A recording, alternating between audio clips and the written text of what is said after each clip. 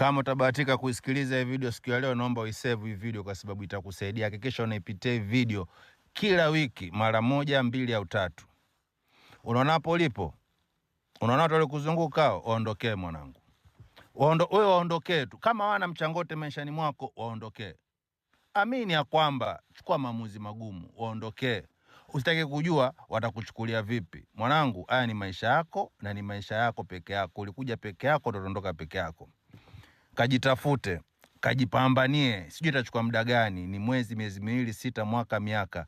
Ila nakwambia watakuja kukutafuta.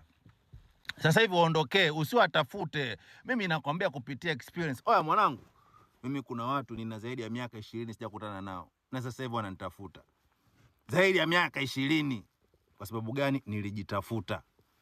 Ndio maana kila siku nakwambia attract watu, sitafute watu, geuka kwa smaku. Yaani jipambanie. Yaani wewe ukitaka kila mtu unayemtaka maishani mwako awe karibu yako, jitafute. Jipambanie. Basi ukiwatafuta wao mwanangu, unachotafuta ni dharau, kejeli, masemango na kuchekwa. Jitafute. Yaani wewe toka ukajitafuta. Usitaki kujua watu watasema nini. Ndoto si ni yako. Asa unataraja vipi waelewe ndoto yako? Unataraja vipi wa support ndoto yako? Atakayekusaidia yupo mbele safari ya maisha yako, sio watu waliokuzunguka hapo. Siku zote msaada unatoka kwa watu wasiokujua, watu sio wajua, sio watu wanaokujua. Wamekuona kutoka dogo unasoma mwanangu, unatoka Kamasi, suruali imejaa viraka, wanakuchukulia poa poa watu karibu yako hapo, embu waondokee.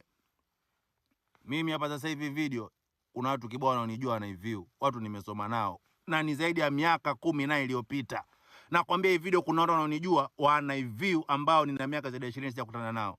Na wananijua kupitia sauti tu. Lakini nimewaattract. Yaani wanashangaa hiki kiumbe kimesimama vipi wakati kilikuwa kisha